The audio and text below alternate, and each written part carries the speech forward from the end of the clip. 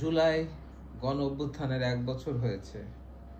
এর মধ্যেই অনেকেই বলা শুরু করেছেন, প্রথম থেকেই বলা শুরু করেছেন, এক দল গিয়েছে আরেক দল আসবে। এই কথাগুলো বলার উদ্দেশ্য হচ্ছে, যারা বলেন তারা ধরেই নিয়েছেন যে আওয়ামী লীগ এবং বিএনপি তারা একই রকম মুদ্রার একই এপিঠ ওপিঠ।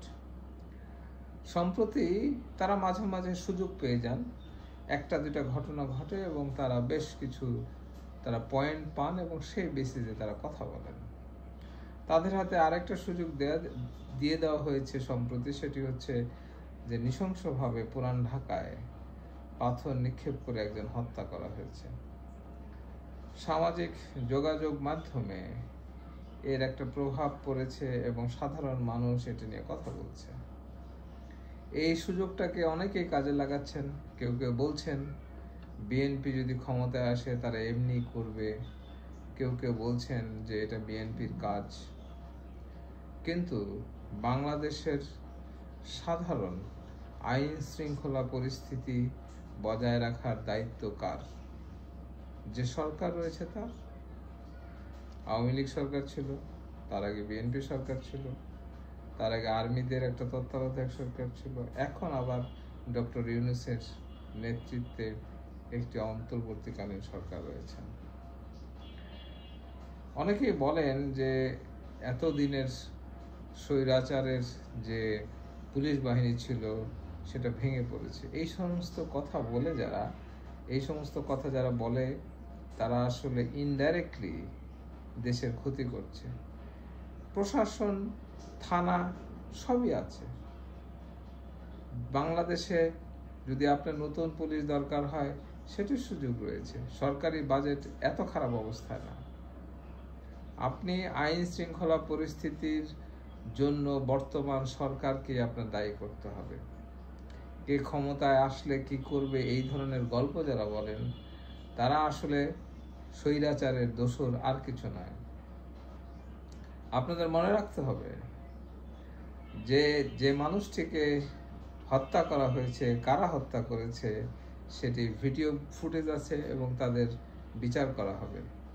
কিন্তু রাতের অন্ধকারে আপনার একজন প্রিয়জনকে ধরে নিয়ে তার কোনো হদিস নাই, এই ধরনের ঘটনার অবসান হয়েছে।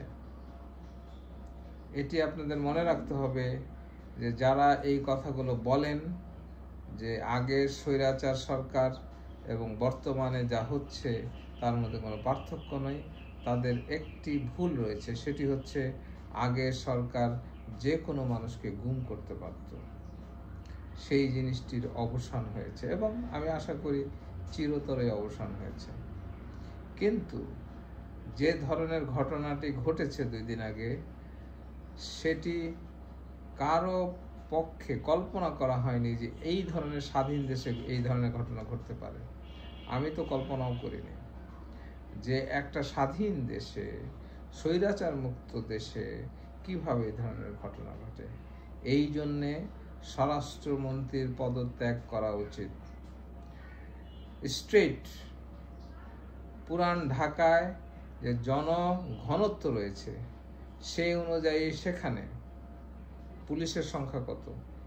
কিসের সংস্কার আপনারা করেন? আপনাদের বুঝতে হবে যে কোন জায়গায় অপরাধ প্রবণ এলাকা, কোন জায়গায় মানুষ বেশি রয়েছে, কোন জায়গায় ব্যবসা বাণিজ্য বেশি রয়েছে, সেখানে আপনার নিরাপত্তা বাড়াতে হবে। বলেন যারা ব্যবসা করেন তাদের নিরাপত্তার জন্য দরকার হলে সিকিউরিটির ব্যবস্থা করতে হবে। সেটা খুব কঠিন কিছু নয়। আপনি একটা রোডে শত শত দোকানপাট রয়েছে, এই যারা দোকানের মালিক তারা ইচ্ছে করলেই নিজস্ব সিকিউরিটি সিস্টেম করতে পারে। এখানে একটা লোক মাস্তানি করবে, দোকান থেকে একটা জিনিস নিয়ে যাবে, একটা লোক চাঁদা চাবে, এত সহজ কেন হবে?